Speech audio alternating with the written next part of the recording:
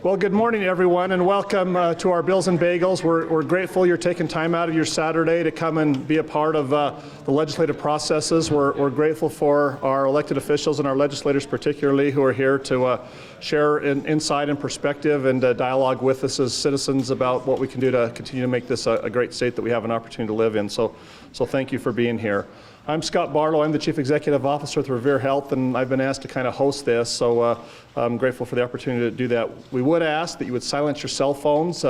This is being recorded for Spanish Fork Cable, and we want to make sure we don't have distractions if possible. So if you'd please make sure you silence your cell phones. Again, one thing, 8 years of doing this, the thing that's been great about this event is we've maintained a very civil event. We've not booed and hissed and scolded, and so we just welcome that. The interchange of dialogue is what's important in democracy, and this is an attempt to facilitate that. So we'd welcome you being on your best behavior if you could, please. We do have cards in the middle of your tables. That's for questions. The way we conduct this is we're going to have you write questions that you'd like addressed, and if there's specific legislator or legislators you'd like to address those questions, please put their name on it. And Carrie Malkovich, and by the way, we need to thank Carrie for putting all this together actually on behalf of the chambers. She does that for us. So again, if throughout the event, if you just write your questions and hold them up, Carrie will sweep and we'll distribute them and just give you a chance to have your issues heard through that process if we can. That way we can aggregate like items and kind of consolidate the conversations to make sure we get through as much as possible. We do want to recognize our sponsors again. The Spanish Fork, Salem, Springville, Payson, Santaquin Chambers of Commerce are the ones that have put this on, and we're grateful for them. We're grateful for Superintendent Nelson. Where's Rick out right here? And making the school district facilities available. Revere Health has been the breakfast sponsor, and Holly, I don't know where Holly's at. She's probably out here still cooking French toast. But we're grateful for them, and Maggleby's for helping us for the breakfast. We also would like any of our elected officials at the city, county, state, federal level, if you could just stand, mayor, city council, I know we've got several here. Just a round of applause for our local officials. And appreciate so much those who give of their time to be involved in these difficult issues that we face as communities and trying to help make that happen. We are going to start with a pledge, and Brian Chapman from BRC Political is going to lead that, and then Superintendent Nelson's going to give us an opening prayer. Allegiance to the flag of the United States of America and to the republic for which it stands, one nation under God, indivisible, with liberty and justice for all. Our Heavenly Father, we are so thankful unto Thee that we can gather on this beautiful day. We're thankful unto Thee for the free land in which we live. We are grateful unto Thee for elected officials who sacrifice their time and give of their talents to help us to have the prosperity that we enjoy, the freedoms that we enjoy, and to be able to engage in a process which we are able to collectively make decisions which help us to move forward in this wonderful environment. We're thankful, Heavenly Father, for the time our local officials give to us, and we pray that Thou would bless them and their families for their service on our behalf. We pray that we'll have a productive and successful and engaging meeting today, an opportunity to help to grow with each other, to be civic and civil-minded, and that we will always be acting in a way that is in accordance with Thy will and Thy plan. And we ask these things in the name of Jesus Christ. Amen. Amen. Thank you very much for that.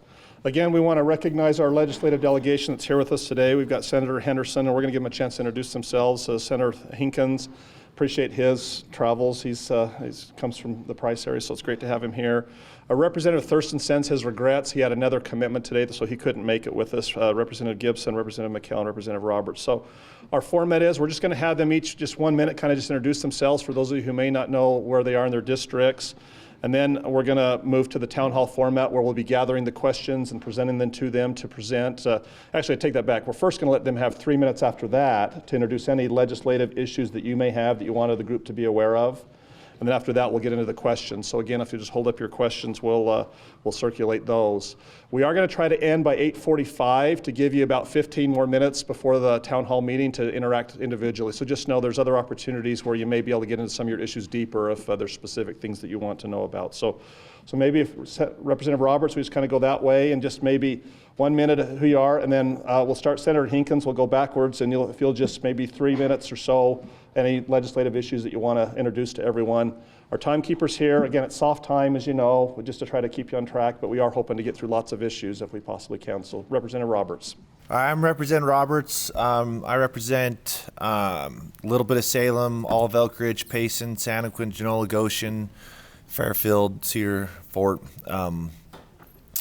Happy to be here this morning and good to see all you guys here. Francis Gibson. I live in Mapleton, so I represent Mapleton, majority of Springville, not all. Spanish Fork, Eastern Spanish Fork, all the way to Covered Bridge and Birdseye. I'm Deidre Henderson. I'm in the Senate, the state Senate. I represent Vineyard to Santaquin, Vineyard, parts of Provo, parts of Springville, all of Spanish Fork, Salem, Payson, Woodland Hills, Elk Ridge, and half of Santaquin. Mike McKell, House District 66, so the district I represent is here, Spanish Fork, most of Spanish Fork. The boundary is Highway 6, so anything north of Highway 6 is over in Francis Gibson. We pick up almost all of Salem and all of Woodland Hills, Lake Shore, Benjamin, 7300 South out there is the boundary between Representative Roberts and I. I don't know if I can explain my boundary as well as that, but I represent Carbon, Emery, Grand, San Juan, Utah County and Wasatch County, Mapleton, Springville, and Daniel, Charleston, and Timberlakes. I live in Farron, Utah, and Farron's a town that probably is what Spanish Fork used to be 50 years ago, so that's where we live.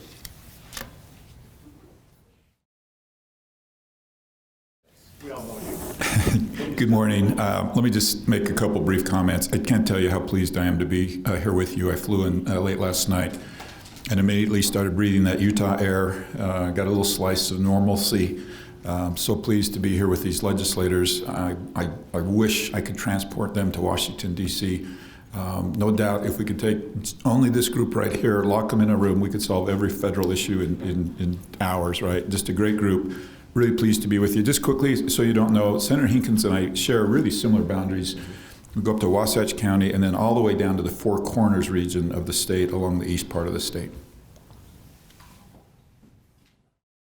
So Senator Hinkins, do you want to start with any legislative things you just want to introduce? And feel free, it's your time. For I've got minutes. a question here, status of daylight savings time. It passed, right now the federal government doesn't allow a state just to go strictly on daylight savings time. You can go on standard time, and otherwise you got to alternate the months, which I guess is daylight savings time starts next Sunday, right? March 6th. Anyway, but anyway, we passed it in the House and the Senate. I voted against it, and Senator Ipson, so there was only 2 that voted against it. But what it'll do, we got to get 4 or 5 other states involved. They have to pass it as well in order to do that. So, because there could be like a gap of 2 hours between the mountain, you know, if some states do and some don't. And so a lot of companies that have businesses in Nevada and Utah, it'd be kind of hard to coordinate it. So that was one of the reasons that Senator Ipson and myself kind of was opposed to it. So. Okay, so some of the things that I'm working on. So in the Senate, senators serve on more committees than House members. We in the House serve on an appropriations committee as well as 2 standing committees. Standing committees hear legislation. Appropriation committees allocate funds. My role this session, my primary role has been as the House chair of higher education appropriations. So this last 2 weeks we finalized our budgets, and that has been a lot of work. There's $2.1 billion in higher education in the state of Utah, and that's something that we've been overseeing. I know I talked about this a couple weeks ago when we were here. One of the things we're doing this year that is significant is we're merging the 2 systems of higher education. We have our tech colleges as well as our standard universities and colleges. That legislation is moving forward. Senator Milner from the Senate is carrying that. That is moved to the House, but that is a significant change. We're always concerned about how do we provide a better education for our students where they have a better return. One other issue I'm working on that is one of these issues that frustrates me is telemarketing calls. I continue, no matter how many times I've listed all my phones on the national do not call list, I continue to get calls just like everybody in this audience. So I passed a bill that that latched on to the federal law and added treble damages. As I got that through the House, our state consumer protection folks said, "Hey, we can do some additional things as well, and we can take calls from out of state into in-state and penalize those as well if they're on the do not call list." So we've done that. That's actually been through the House and Senate. I hope it works. Thankfully, and I'm going to pick on Congress a little bit. That's why you're here, Congressman. But Congress during the impeachment hearings, everybody was focused on Trump, but the Senate actually passed a bill called the Traced Act, and it actually enhanced penalties for those types of calls. So while everybody was sleeping and focused on something else, Congress was doing something really, really good as far as telemarketing calls, and I know that'll work its way to the House if it hasn't already. But I hope we can make a little bit of difference on that. Thank you. Working on a number of issues. One of the things that I did was I requested appropriation for increased capacity for mental health care services in the state. The entire state of Utah is considered to be an underserved area, not just the rural parts of Utah. I was surprised when I learned that even along the Wasatch Front we're considered an underserved area in terms of mental health care providers.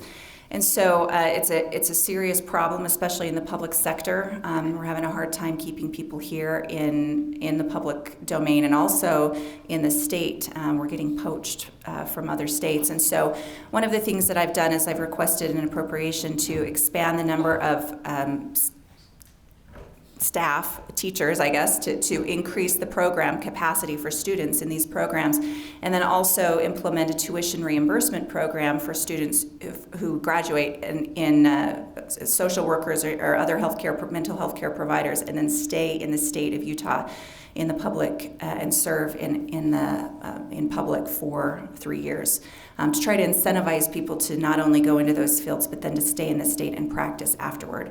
Another big issue that I've been working on that actually passed the House and then back on the Senate on concurrence this week was an issue dealing with polygamy. We've had polygamy on the books, as unlawful cohabitation on our books as a felony since 1935. It's caused a lot of problems, driven a lot of people underground and into isolation where some really bad things have been able to happen. Other states don't have a similar law to ours. Other states have more of a decriminalization approach instead of a harsh criminal penalty approach. And there were 20 years of government raids and prosecutions and hundreds of children that were taken away from families during that time that created a lot of fear. So what we did this week, everybody in the legislature, except for 3 people, it got through unanimous minus 3 votes, was to take that felony and bring it down to an infraction for otherwise law-abiding consenting adults, and then keep enhanced penalties in place for people who are getting married under false pretenses or coercing or threatening someone to enter a bigamous relationship, or anyone who commits serious crimes. Then they can also be charged with a 3rd or a 2nd-degree felony for bigamy on top of those crimes. So we're trying to incentivize good behavior, but also trying to open the doors to society so we don't have the serious problems that we've had with integration into society, with health care, with mental health treatment, with education, and being able to report crimes that are committed. So that's one of the things that we did this week, and I think it's really important, and I'm happy to talk about that more later if you guys want. Good morning. Thanks for being here. I have an apprenticeship bill that I think we worked on, I talked about last time we were here. It's to be able to create quality apprenticeship programs. It's for students who are either juniors or seniors in high school to actually work in industry alongside professionals learning some sort of a skill or trade. Also, it could be working in the finance industry and banking or whatever. It pays them well, gives them a marketable skill when they can leave high school and either continue to work for the company or actually have the ability to move on if they would like and continue school.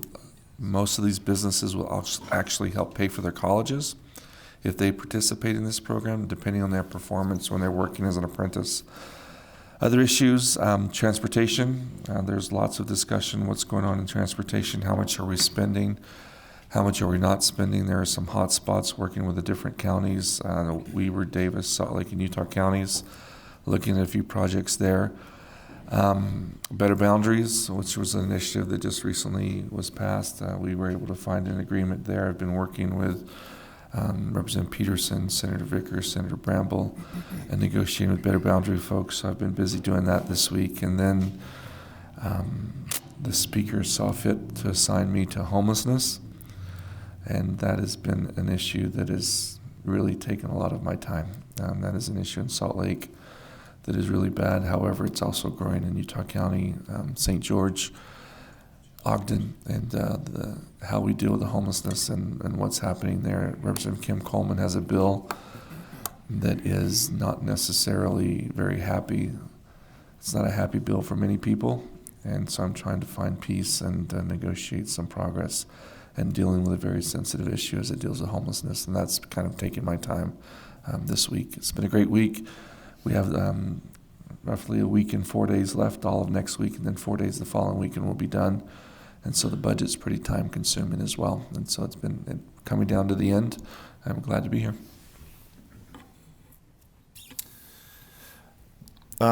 Couple issues working on, talked about last time I was here, I think, last meeting, legislation I'm working on to create a interstate compact to end corporate giveaways or economic development incentives. It's a practice of recruiting businesses to the state and offering huge tax breaks to them to get them here. In most cases, it's not the reason businesses move in the first place, and it's a race to the bottom among the states. That's moved through the House. It's in the Senate now. I've been working on some legislation for farm and on-farm events to make it easier for them, creates a box so they can serve food and food products a little bit easier and work through that permitting process easier for those events. Also been working on a very large bill called Boards and Commissions Amendments. We have hundreds and hundreds and hundreds of boards and commissions. This bill, we're repealing about 10 boards and commissions. Some of these have been around for I don't know how long. Somebody had a great idea 30 years ago, and this board is still sitting there, hasn't met for years. Some of these cost money. So repealing about 10 to 15 of these, and there's about another 70 to 80 that we're putting on a sunset cycle that we can review, and we're having the executive branch, and these are all executive boards and commissions where legislators don't sit on them. The executive branch will have them produce a report once every 5 years so we know what they're doing, get a better idea and feel of are they effective, because a lot of times we have these great ideas and we create this board, and this board's going to go study something and look at something, or this commission or this task force, and then we forget about it and it sits there, or it actually never meets or meets a couple times. So that's what that bill does. Also, I serve as the Administrative Rules Chair, and this is actually a concept we need to send up to the federal government. We delegate rulemaking authority as a legislature to the administrative agencies, the executive branch, and we try to, when we delegate rulemaking authority, make it very narrow and specific and say, here are the rules you can make. Sometimes, and in the past, we say, you shall make rules, and it's very broad authority. Every year we reauthorize all those rules. The legislature affirmatively says, okay, we're reauthorizing, you can keep these rules in place. These rules have the effect of law, they affect industry, all kinds of different things. And so that bill has worked itself through the Senate, it's in the House, I'm carrying it in the House, and it just gives us a good chance as a legislature to keep track of all the rules and the rulemaking authority that we delegate to the administrative agencies. And it's a good check and balance to make sure, hey, when they write a rule, it's within the scope that we've given them. It's within the boundary. They haven't gone outside of the authority that we've provided them. So that's what that bill does, and we just kind of use it we can use that bill to not authorize, and I think Senator Henderson's done this in the past on a couple issues, and it works pretty effectively.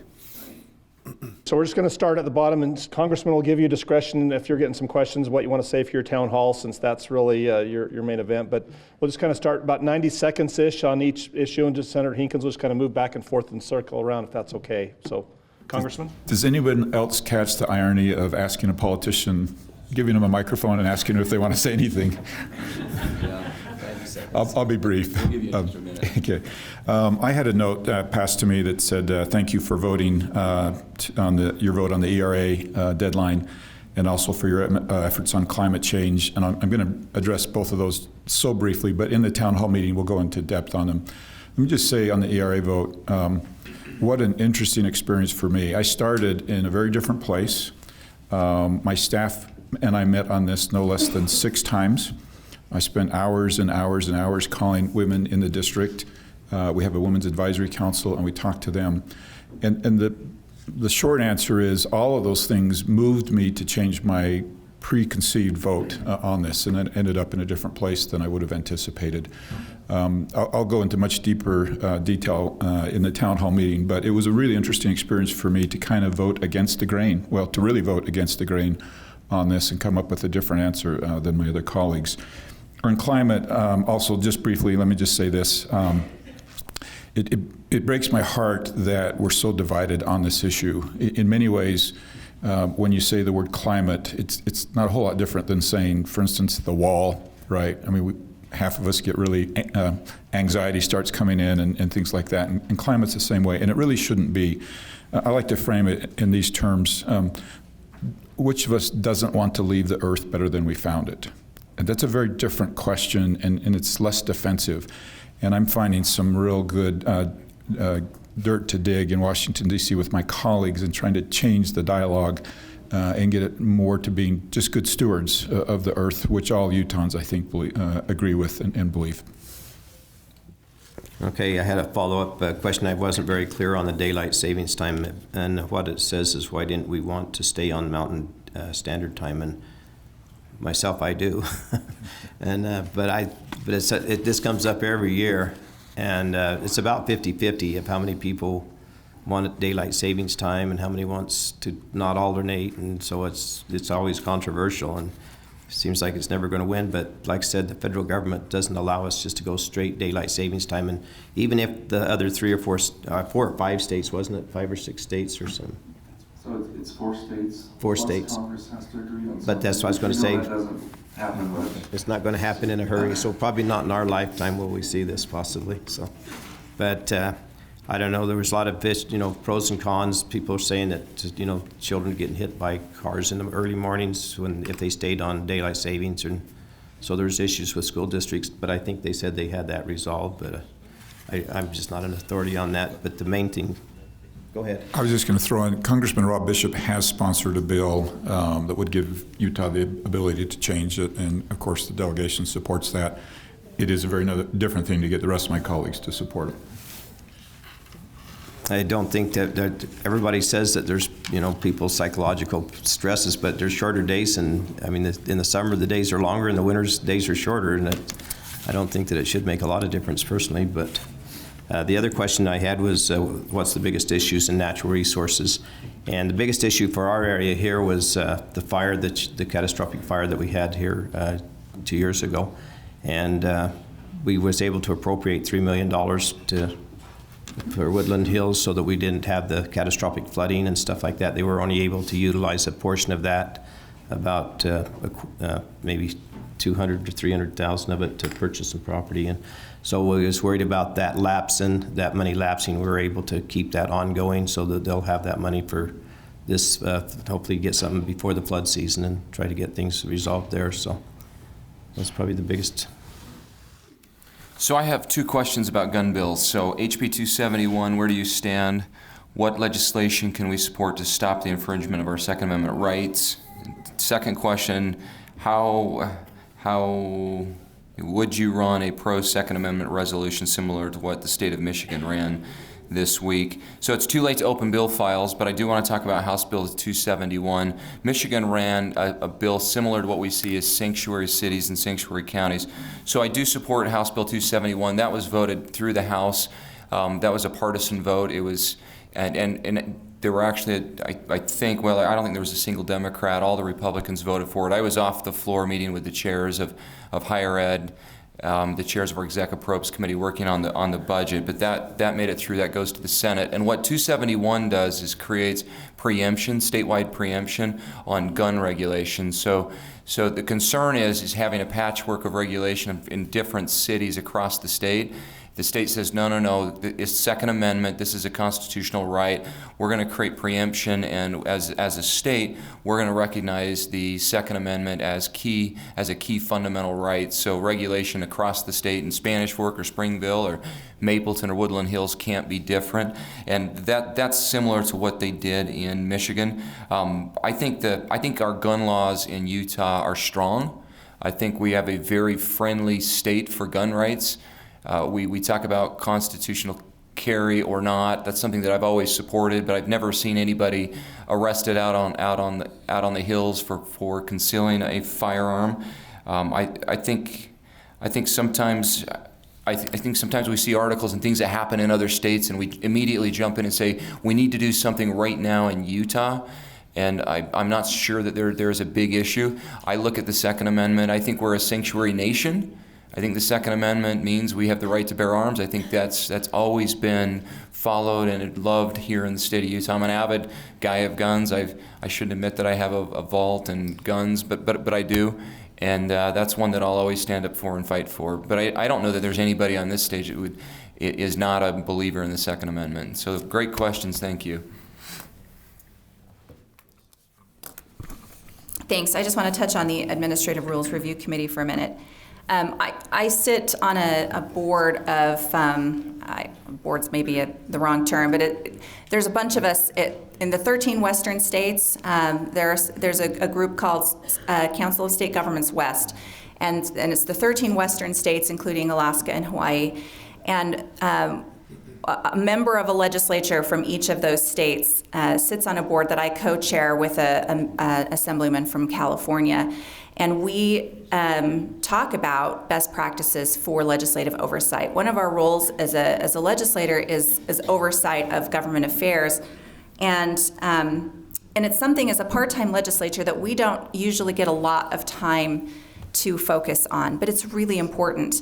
And so this Administrative Rules Review Committee is something unique that the state of Utah does. And when my colleagues from the other 12 western states found out about it, they were fascinated that we had this sort of tool that we could go and take an administrative rule that has the force of law that maybe doesn't have any application to an actual law or is contrary to an actual law and get rid of it. So this bill that Representative Roberts is sponsoring to reauthorize all administrative rules, what you can do in that bill is to say all administrative rules are reauthorized except this one, or this one, or this one. And we've had to do that in the past. And usually it's a way, a state agency doesn't, it's kind of shameful to have a rule of yours on that. And so a state agency doesn't want to, and that helps them come to the table and fix their rule so that it is in compliance with state law. Another issue, a question I got is about the teacher walkout yesterday. It was not Nebo teachers, it was Salt Lake School District. We had a whole bunch of teachers come up to the Capitol, and their question was about education funding and teacher salaries. And I'm not part of. I'm not on any I'm on higher education, but I'm not on the Public Education Appropriations Committee. I'm not on Executive Appropriations, so I can't answer to what that funding, that WPU increase is going to look like this year. But I will say we're going to do our best, but we also have to look at future economic implications, and we can't spend all of the surplus money that we have right now on ongoing things, because if we do that, we'll be in deep trouble in the future when the economy does go down and when our structural imbalance is at a critical tipping point. Anyway, maybe Francis has more to say about that. Thank you, Senator. One of my questions is, why do we have the perennial concerns about lack of funding education? But at the same time, we hear that there's too much money coming from income tax, which is earmarked for education. How many of you have heard, just by show of hands, that we are the lowest per pupil funded in the country? How many of you have heard that we rank in the top 5 in the nation in terms of our total budget, how much we apply to education? Not as many hands, because that's not popular to say. The truth is I have a piece of cake. We give more of our cake than 45 other states in the country.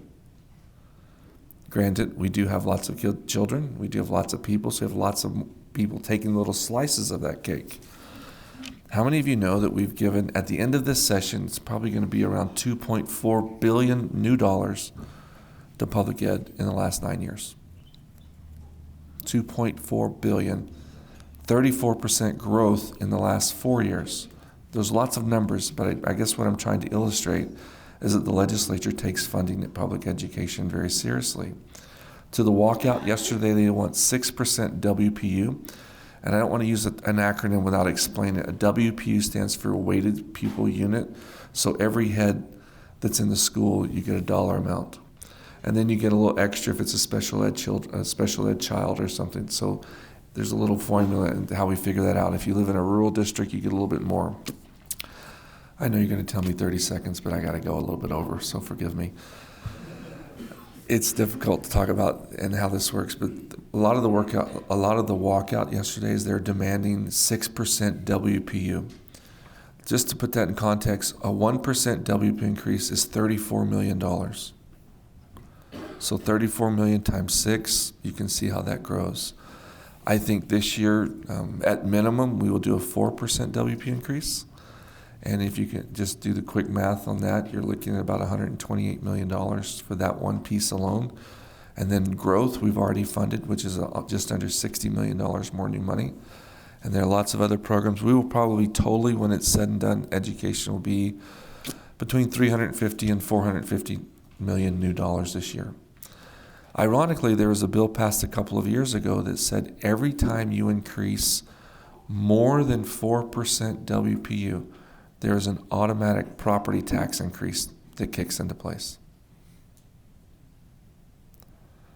So when you go to 6%, you're also going to see additional money come from property tax. That was a bill passed, was it 2 years ago, Brad, last? I think it was 2 years ago. 3 years ago?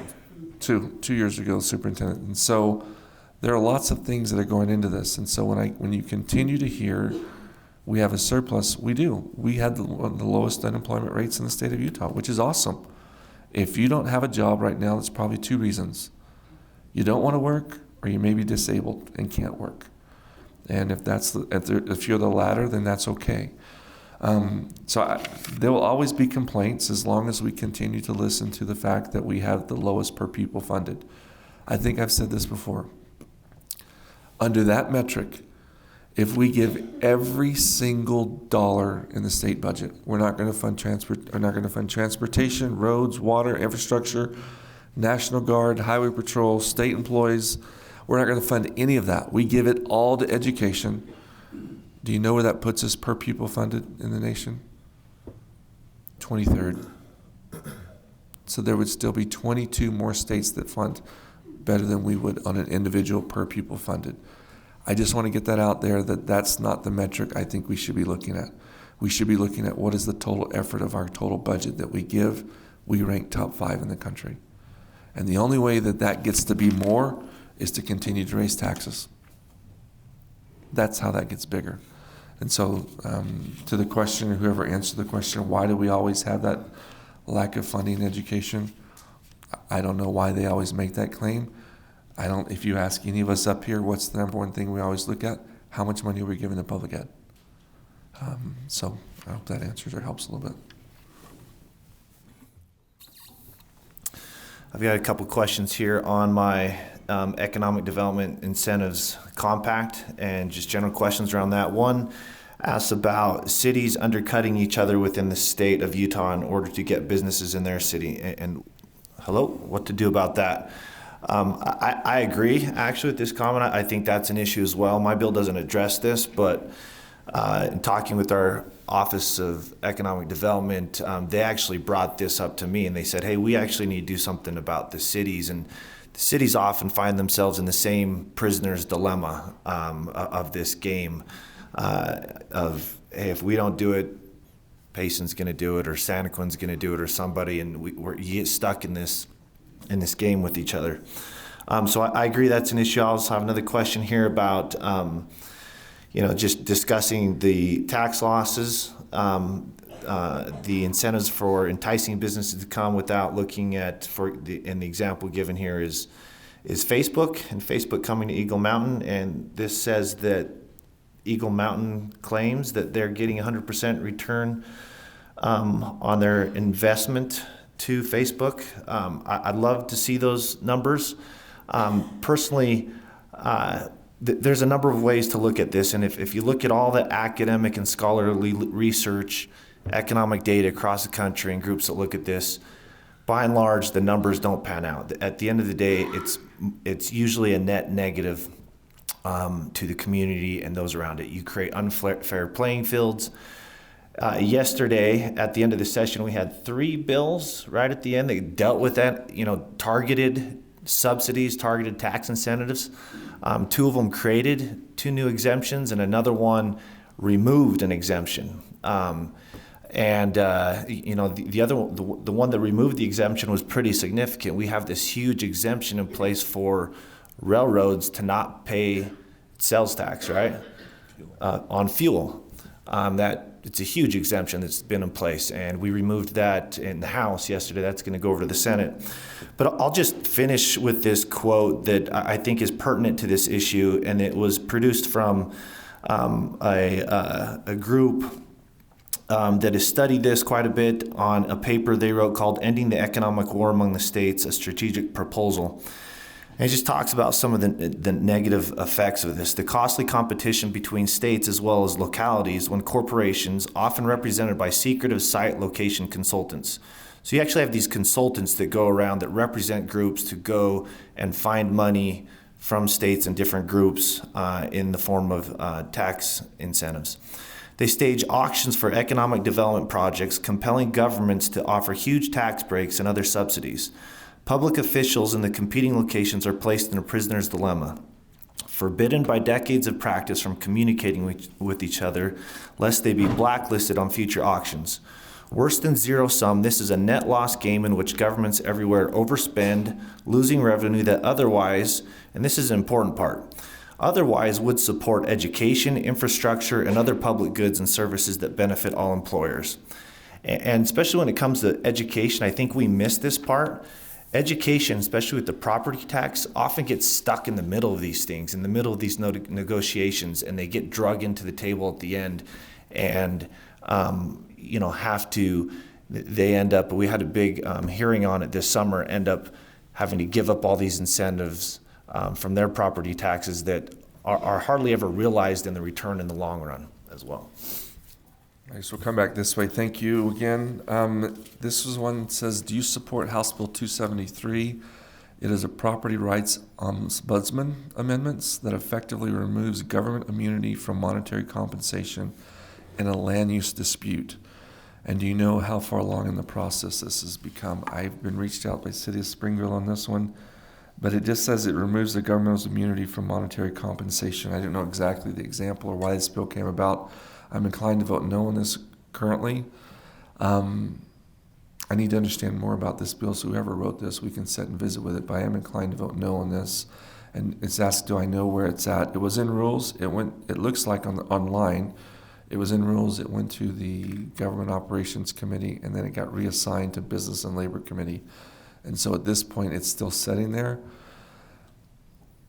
It's getting pretty late in the process. I don't know where this bill is going to go, but who sent this question, if you don't mind raising your hand? Okay, let's visit about that. I know where you're from, and so Fitzgerald reached out to me about this one already.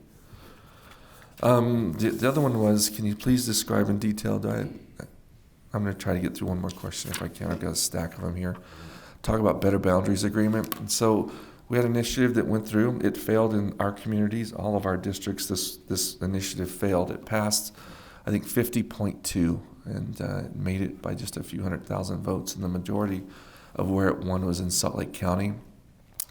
But people went to your door and said, hey, Do you think we should have an independent commission draw boundaries for congressional races and district races and school board races? I mean, Utah House and Senate and school board races. And most people, if it's described that way, yeah, I think we should have an independent council or an independent commission. They should be the ones who draw those maps. Well, the U.S. Supreme Court ruled that this was totally in the purview of state legislatures. It is our responsibility to be able to draw the maps of who Congressman Curtis represents or who all of us represent. But there was this commission, there was an initiative that was passed by, I guess, a very, very simple majority of the people. 50.2% of the people said do that. And so last year they started negotiations on what that would look like, because there were enough votes to say flat out repeal that. It is within our purview to do that, and the U.S. Supreme Court has given us the ability to do that. But rather than do that, we were able to sit down and negotiate. So what are some of the details? There will continue to be a 7-member commission, and that commission will be made up of the Senate President and the Senate Minority Leader will both appoint one person to the commission. The Speaker of the House and the House Minority Leader will also appoint one person to the commission. The governor will appoint someone to the commission. And this was the interesting piece. They demanded that 2 people in the commission be independent. For the last 2 years, they could not have affiliated with either Republican or Democrat Party. And those people have to be appointed by the Speaker of the House and the President of the Senate. Well, ironically, as we sit across the table and negotiate with these folks, everyone that we were negotiating with were heavily affiliated with the Democrat Party. But yet this was supposed to be a totally independent commission. I found that to be ironic, to be one. And where we were getting caught up was they wanted us to tell the independent commission what rules they should abide by. So think about that. We want to be independent, but I want the legislature to tell us or impose upon us the rules in which we have to practice by. I thought, you can't be independent and have me tell you what rules to practice by. And so the words where we kept getting confused on what the negotiation was over the word shall versus the word may. As a legislature, we said the commission may adopt rules that address these things. And they wanted language that said, you shall make us do this. Where we came to an end is that the language we said is that the committee shall make its own rules. And so I think we're going to be at a place where we both agreed. If you're in the audience and you wrote this question and you really want an independent commission, you're going to have it. Oh, guess what? Also in the commission it said that the original path was that our attorneys and our legal staff have to staff them, and we have to pay $1 million to help fund this independent commission. So that was another sticking point. So the sticking point we came to is no, our legislative staff, which will staff the legislative redistricting maps, will staff them, and you have your own staff, but we'll still give you $1 million. So we have an independent commission. We will fund it, give them $1 million. They'll make their own rules. They'll go around the state collecting information, doing public visits, and they will draw their own maps. And the other part was the original bill said that they would only have to draw one map. We've said, no, you have to draw 3. And so for Representative Curtis, Congressman Curtis, there'll be 3 maps drawn for his district. There'll be 3 maps drawn for House and Senate district and school district. It's really complicated. It's one of these things that happen every 10 years. I was on the commission when we did this 10 years ago. We went to 18 different cities around the state. I do think that this commission, and we've asked that they have to go to at least a minimum of 7 cities. So if they only went to 7 and we continued, that would be 25 different cities around the state in which the commission or the legislative commission or the independent commission would go. It's a big deal. I would argue that the majority of what we're talking about is congressional seats. People are really concerned about gerrymandering and what that looks like. I think a lot of the people in this commission would love to see a donut hole, which would be a seat carved out of Salt Lake City and Park City. And if you did that, it's very gerrymandered to look one way. But if I took the same approach and I put it in Southwest Salt Lake City, Harriman, Riverton, Draper, it would look very different than Park City or downtown Salt Lake. And so I think gerrymandering looks like this. If you have a district that looks like the way you want it, we didn't gerrymander. If you have one that doesn't look the way I like it, we gerrymandered it. And so I think it's all, and how those districts are divided is in the eye of the beholder. Better boundary question, if you want to raise your hand. Okay, we can. I don't know if that answers your question at all, but we can visit with that if you want to afterwards. Sorry I took longer than 2 minutes.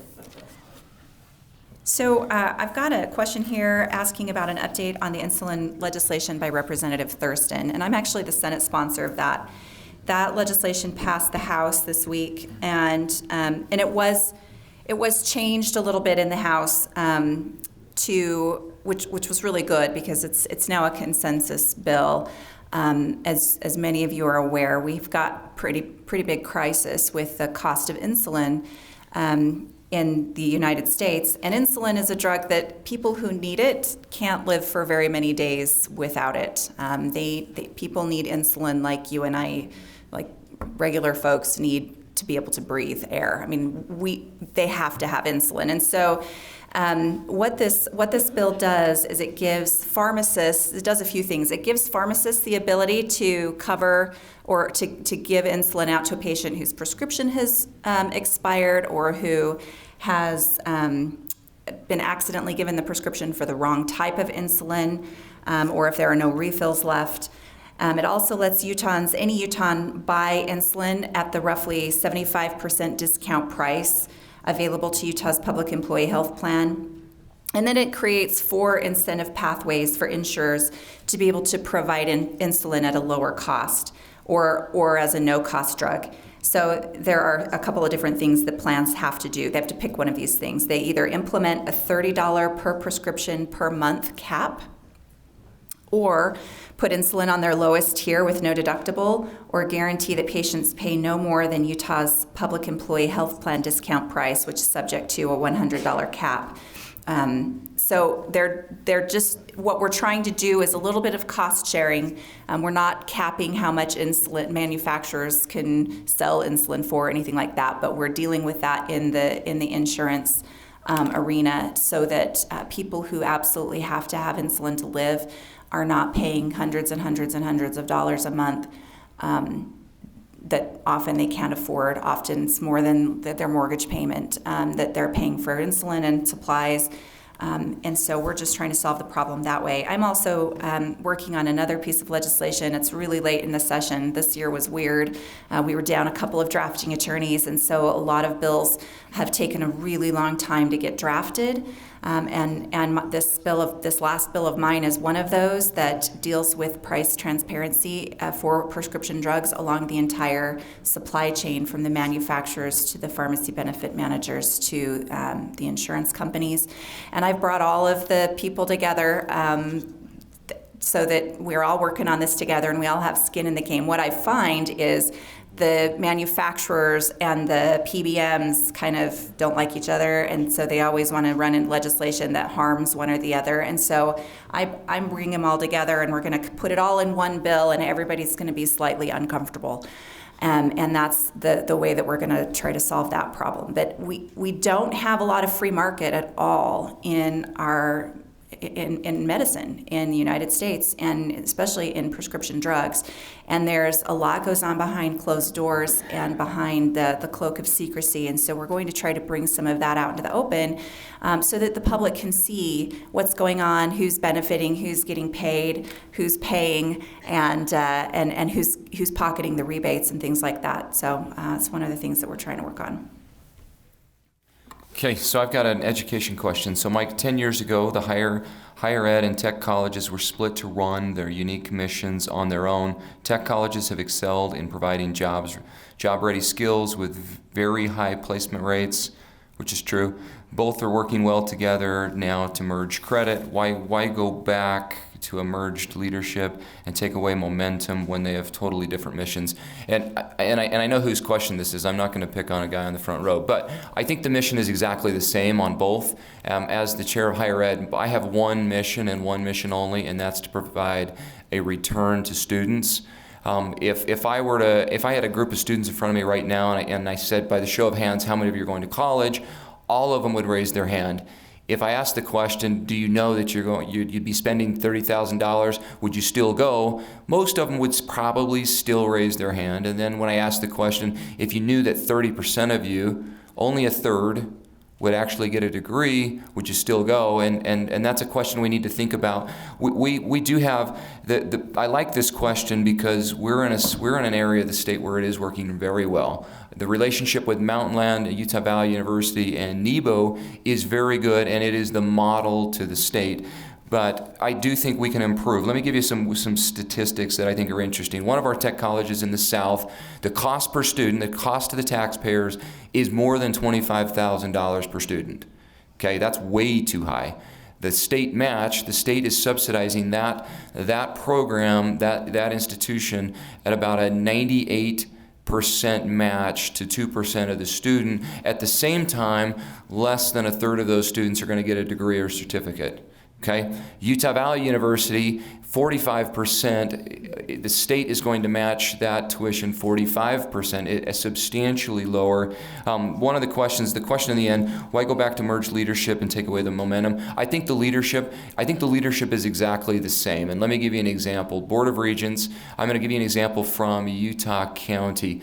One of our really good members of the Board of Regents is Wilford Clyde. Wilford Clyde is there because he has a very broad skill set dealing with industry and higher education. His CEO, his son-in-law, Jeremy Hafen, is sitting on a board with Mountainland. He's the head of Mountainland. And what I'd say is those leadership positions are exactly the same. I know Scott Barlow's here. He sits on Mountainland as well, and he's looking at those needs. He could easily take his healthcare skill set and be on the Board of Regents and help the system with the University of Utah. I just think in the end, we need to provide a return to students. It needs to be efficient, cost-effective. When we've talked about education and education funding, we have a problem. We don't have enough money. So how do we make sure that we're efficient? And this is a way to do that. I think there needs to be one system with one goal, and that's how do we return that investment back to students, get people in the workforce. I know I'm over on time, but I do want to say this. Utah State University, Salt Lake Community College, and Snow College all provide a ton of technical education already. So merging those systems together, we envision a commissioner. We envision a associate commissioner over tech education, which would include Mountainland, Snow College, Salt Lake Community College, and those elements of Utah State, and an associate commissioner dealing with the university. So I think it's a better system. Let's talk offline. Okay, thank you. And I do have a great question for the back end for somebody else in the audience. It's fun to see where these are coming from. Okay, one of the questions is what's the biggest issues we have for natural resources? And I chair of the Natural Resource Appropriation Committee, and one of the big issues is right now is our public lands. We're able to, the Uinta Basin, we used to bring in about $200 million a year in revenue from the royalties off of oil and natural gas. And one of the problems is, of course, natural gas prices are depressed, and so there's not a lot of exploration. Since 2010, we haven't done a lot of drilling, but what drilling is going on isn't on the BLM, which we receive as a state 50% of the revenue from that, and the federal keeps half and we get half, and some of it goes into CIB for the impacted counties that it's extracted from. But right now, most of in the Uinta Basin, where that's the majority of the oil that's produced in Duchesne and Uinta counties, is on tribal and on private lands. And because of and we'd really like to have it done on our state institutional trust lands, because that goes to education, and all the revenue from that stays there. A state gets a proportion of it, similar to the PILT payments that the federal government gives to the counties. But what happens is it's a patchwork. Every township has the 4 sections that the SITLA owns in it, and because it's a patchwork, to get a big company to come in there to drill, like Crescent Point just sold out to a company called Finley Resources from Dallas, Texas, and they're the ones that's taken over the the major oil field out there. And but because it's patchwork, they have to get a big, like several thousand acres to make it feasible to put in all the infrastructure that it takes for the extraction industry. And so until we get control of our public lands and able to access it, there's such a war with environmental communities because of fracking, which that's a whole nother debate in itself. But it has not really, we'd just like to, at least if we're not going to transfer the lands, at least let us have some control of it. We get 50% of the revenue. We should at least get 50% of the conversation, but we're completely, as a state, locked out of the conversations when it comes to the groups, and especially we have less standing as a state, it seems like, in some of the environmental groups that kind of sue their way into there from the access to equal access to justice. And so I know that the next question is to Congressman of when we are going to get our public lands, so that'll kind of give you an idea of why we do need it. So thanks. Actually, I'm going to preempt that a little bit. So we're getting to wrap up now, and Representative Roberts has to leave, so we're going to start down there. Maybe just 2 minutes to wrap up anything, including any questions, if you can get to those. If not, we'll invite people up afterward to talk with you. But just kind of move down 2.5 minutes each, if you would, please. Thank you, and I do have to run. My wife's out of town. I got a couple kids. I got to get to basketball games here in a little bit. So, couple questions. Can we make ranked choice voting available at all levels of elections, not just municipal? I would love to do that personally, but I think municipal is a good place to start, a good pilot area. We can see how it works. People get used to it, comfortable with it, and then, you know, this primary election with our governor is going to be very interesting with so many people on the ballot, and see if anybody even reaches 50%. I don't think it'll happen, and that may be a good opportunity for us to move it to that level at that point, depending on how that goes. I got another question here. Why is free speech protection on campuses such a divisive issue? We had a bill on that this week, barely passed out of the House. I think for a number of reasons, and that particular bill was divisive for a few reasons. It's, and talking with UVU afterwards, it's difficult to distinguish sometimes between student-on-student direct harassment, so to speak, that is more in the lines of attacking, bullying, you know, an individual, versus having broad public or debate and discussion of issues and different issues and opposing points of view. And if you want to, I just recommend a book on this that highlights it. It's called The Coddling of the American Mind, and it walks through this very well. But one of the problems you have across campuses in the nation is this kind of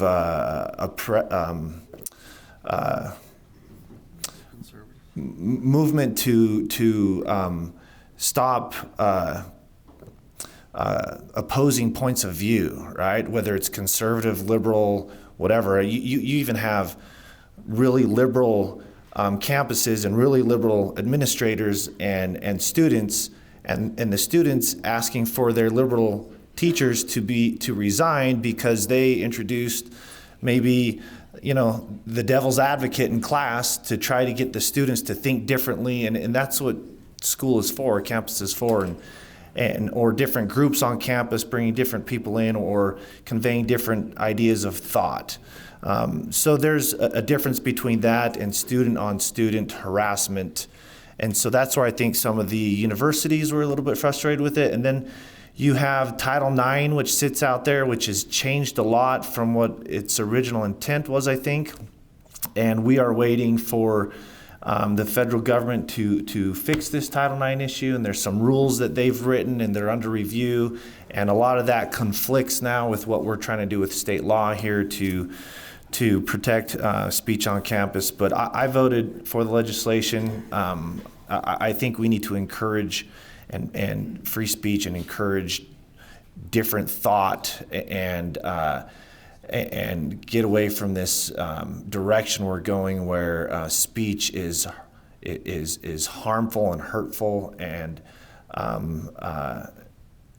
not a way where we can engage in debate. Anyway, that kind of wraps it up for me. If you got any questions, you can call me or text me or email me once I clear out the bail bonds emails from my email inbox. We got about 300 in 2 days. Thank you. All addressed to Representative Acton. Yes. Because alphabetically, she's first. Thanks, Representative Roberts. I too voted in favor of that free speech bill. I think we're seeing on campuses across the country, if you're a conservative, you're getting squashed and belittled and kind of pushed aside. So from my perspective, I think that there should be able to discuss both the liberal side of an issue and the conservative side. That doesn't always happen. Going to go through these really, really quickly. I've got three. I'm going to try to just touch them. Dr. Andrew Talbot, who is a leader in medical marijuana for people with severe disabilities, has stated he will not participate in medical marijuana plan for Utah. One of his main concerns of marijuana still isn't that it is not still legal in the United States. And with the problems created by Mitt Romney against Trump, he is afraid that the federal government could now come down on doctors within this state. Easy. Is there a solution? That is a federal issue. I don't know. The Romney issue is another issue. I won't get into that one, but I don't think Senator Romney's one vote is going to cause a marijuana issue with regards to our state doing something other than what other states have done. So I don't know who Dr. Talbot is, but that being said, that's the best I've got. I don't know that until the federal government decides to do something about it, we're always going to have that, is it legal or is it not? With as much money going to education, why don't we look at the amount of money spent on buildings? $60 million for a high school is excessive. Teachers need salary increases by school districts, and they should limit their spending on other items. Listen, I know about 10 years ago when Maple Mountain was built, I think it was a $43 million school, and Salem Hills was the year before that, probably the same way. The only thing I can say, and Superintendent Nilsson is here, can probably say this better than me, but I do know that the reason Spanish Fork, Payson, and Springville all look the same is they try to take the same architectural plan and maybe flip it over. If you look at Salem Hills and Maple Mountain, it's the same school. It's just that it's been turned over to make it look a little bit different. We save $3 to $5 million in architectural fees as opposed to drawing a whole new school. So that $43 million school that was built at Maple Mountain High School, as we rebuild Payson, Springville, and Spanish Fork, which are 50-year-old plus schools, they need to be rebuilt. As those are being rebuilt with a bond that just passed, my guess is they're probably going to be more than $60 million. We're seeing about a 7% inflation per year. However, contrast that to Olympus High School, Quarter Canyon, all triple digit high schools, 100 million plus. I can go through and show you lots of those. I don't set the price of those. How many of you know who your elected local school board member is? One person knows who their elected school board member is. That's an elected person. But I would say find out who those school board members are. Teachers need salary raises, limit spending. I don't set individual school district budgets. Once again, I know that when there are school board meetings that go on here, many times, very few people here, I would say let's focus on who our elected school board members are.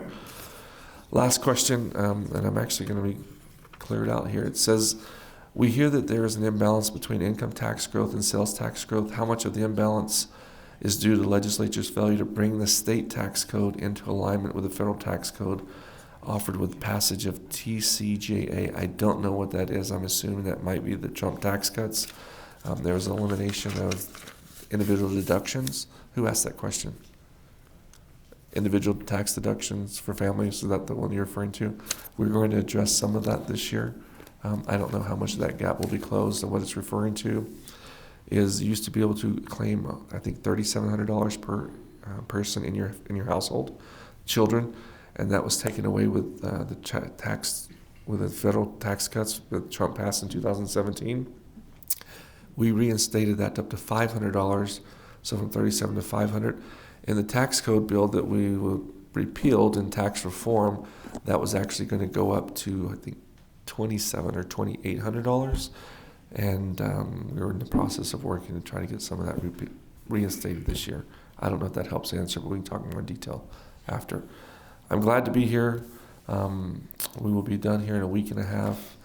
We are going to probably If both sides of the Senate and the House can agree to this, we will probably be taking $100 million off the table in the income tax side and putting into a rainy day fund to increase that rainy day fund.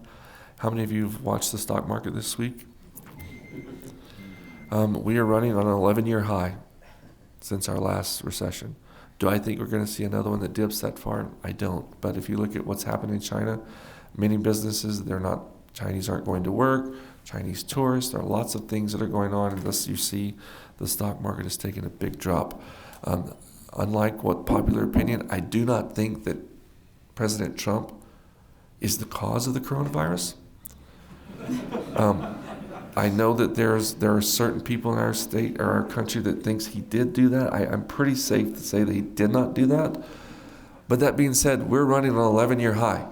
You can only sprint so long before you have to take a drink of water and take a rest. And so there is with some of this extra revenue, we are going to put that back into some rainy day funds and save that. I'm grateful to be here. Thanks. Thank you. Real quick regarding that campus free speech issue, that bill, I got to dig into that this weekend. It will be I chair the Senate Education Committee, and it will be in my committee on Monday morning. So look forward to that. Another quick issue, too bad Representative Roberts left, but he sponsored a bill for Elk Ridge City this year. I just floor sponsored it for him in the Senate. We got it passed this week to allow cities to create codes that ordinances that would allow golf carts to be driven on roads. You're welcome, Councilman back there. And so that's fun. It's always really fun to address these local issues and to help people from our district with specific issues.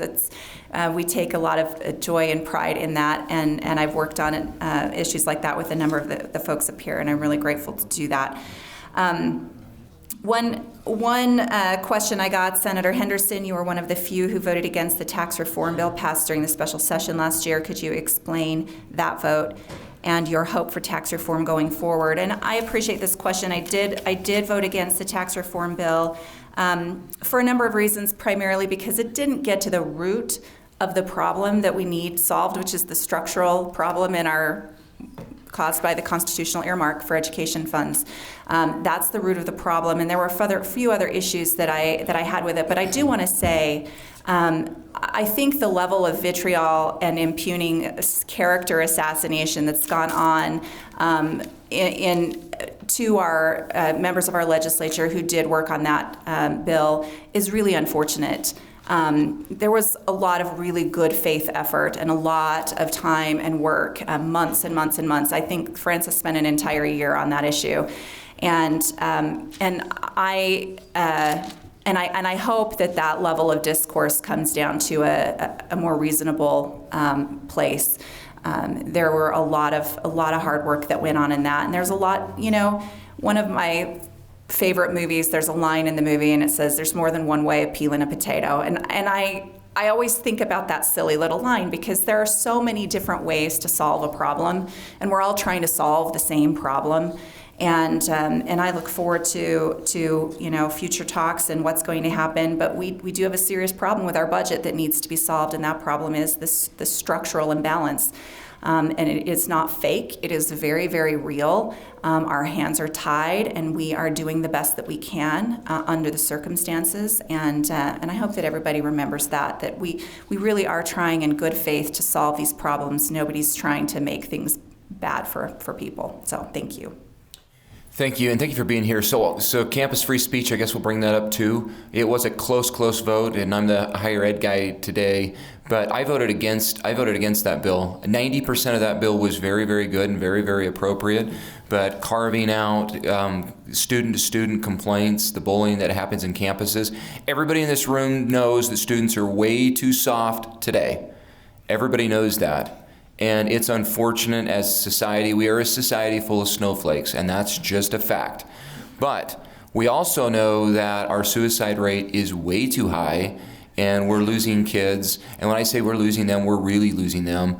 And I'm always frustrated when, sometimes we run legislation because we know somebody who had a bad experience, then we run a bill. I think that bill could have been worked on and done in a much fairer way to still address that type of bullying that happens. I mean, we continue to see things that, and I ask myself over and over, what can we do to help here? Even in Nebo, we've lost far too many students. So I wasn't ready to go that far in that bill. I think it was a step in the wrong direction. At the same time, I realize we need to get tougher out there and stop thinking we always have to be politically correct. I think the First Amendment is the most important thing that we protect on the Hill. I think we have every right to say awful things about President Obama and President Trump, and that's what makes America different and unique. But taking that to a campus with vulnerable students that we're literally losing was too far for me. I had a question about House Bill 300. This is a unique bill. I voted for the bill. There were a lot of things in it similar to the free speech bill that I liked in there, and I also have some huge red flags. So House Bill 300 allows a county attorney to reduce Class A misdemeanors to Class B or C misdemeanors and move those to justice court. We don't have enough money to prosecute every Class B misdemeanor in district court. That is true. But and that's the reason I voted for that bill, because we need to offload some of that caseload. But at the same time, I had a police chief in Utah County come to me and he says, I've got a sex abuse case. I've got all the facts. It's absolutely clear. Why won't the county attorney prosecute? I have no idea why the county attorney wouldn't prosecute that. And we have kind of a bizarre situation in the county right now where there's this idea that we don't prosecute anymore, and we're not going to prosecute crime. I think that's hurtful. I think we need to be aware of it. I think we need to be cautious. I think to a certain extent it's alarming that there are serious crimes happening in our community that are being pushed aside, and we need to stand up to that a little bit and be vigilant. But at the same time, do we have enough money to prosecute every single case in district court? Probably not. So pushing some down is probably okay. With that, I've rambled on too long. Thank you for being here. It is awesome seeing you every year show up. We're on year 8 of doing this, and it's just awesome to have you early in the morning. Thank you, Scott, for breakfast. I'd just like to, in my conclusion, tell you how grateful I am to work with your representatives and your senators here. You guys they're bright, but they're also bold, and that's what you have to be in the legislature up there, is bold and look out for your area. And these guys are the ones that look out for it. I mean, you've got the leaders of it, and they're really well received. They're well thought of, and I'm really grateful. I actually probably gain more coming to these town hall meetings and learning from them more than I contribute, but I really appreciate them. But I also would like to, Congressman Curtis, I mean, he's been phenomenal for my area. We, like he said, we represent pretty much the same Carbon Emery, Grand, San Juan, Utah.